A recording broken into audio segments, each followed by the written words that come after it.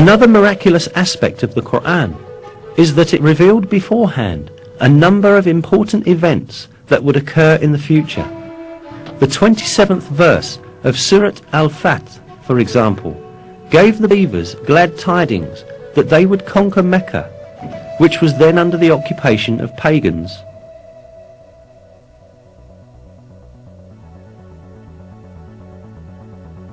God has confirmed his messenger's vision with truth. You will enter the Masjid al-Haram in safety, God willing, shaving your heads and cutting your hair without any fear. He knew what you did not know and ordained in place of this an imminent victory.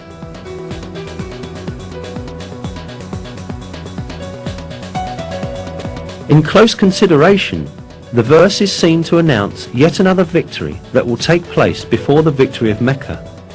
Indeed, as stated in the verse, the believers first conquered the Kaaba fortress, which was under the control of the Jews, and then entered Mecca.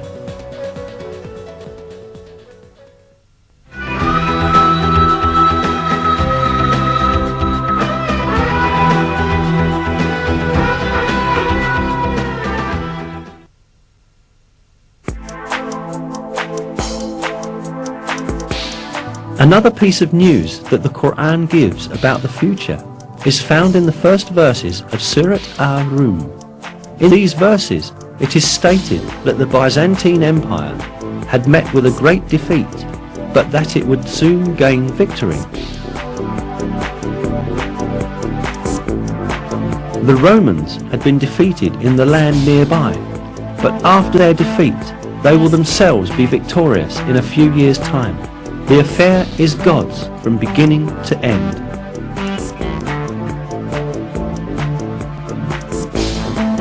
These verses were revealed around 620 CE, almost 7 years after the severe defeat of Christian Byzantium at the hands of the Persians, when the Byzantines lost Jerusalem.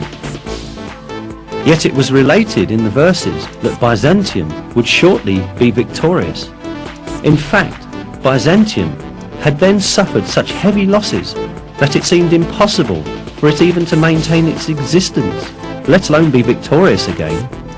Not only the Persians, but also Avars, Slavs and Lombards posed serious threats to the Byzantine Empire.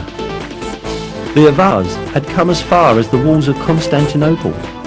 The Byzantine Emperor Heraclius had ordered the gold and silver in churches to be melted and turned into money in order to meet the expenses of the army.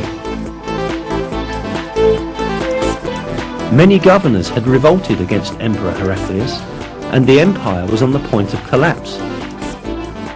Mesopotamia, Cilicia, Syria, Palestine, Egypt, and Armenia, which earlier belonged to Byzantium, were invaded by the idolater Persians.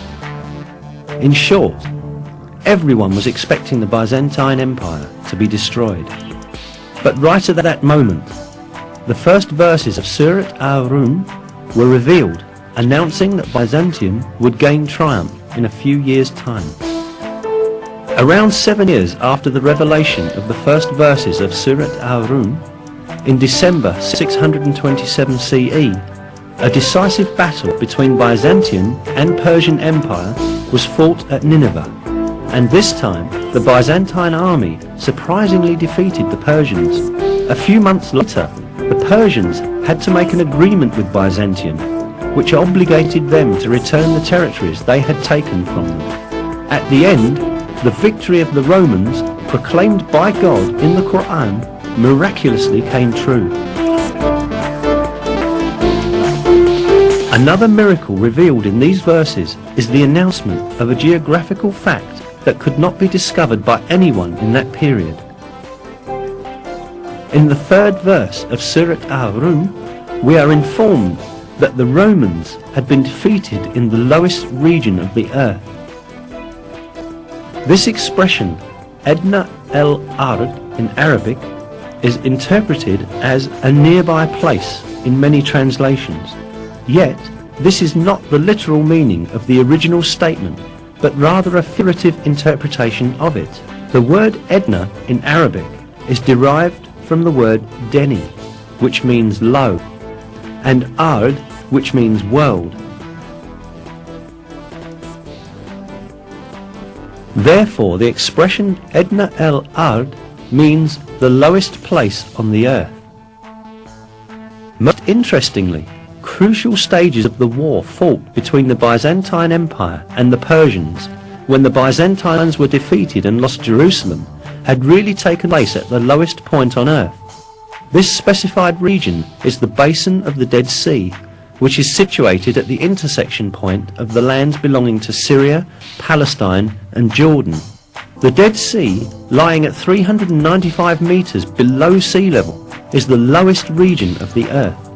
This means that the Byzantines were defeated at the lowest part of the world, just as is stated in the verse. The most interesting point lies in the fact that the altitude of the Dead Sea could only be measured with modern measurement techniques. Before that, it was impossible for anyone to know that it was the lowest region on the surface of the earth. Yet, this region was stated to be the lowest point on the earth in the Quran. Hence, this provides another evidence that the Quran is divine revelation.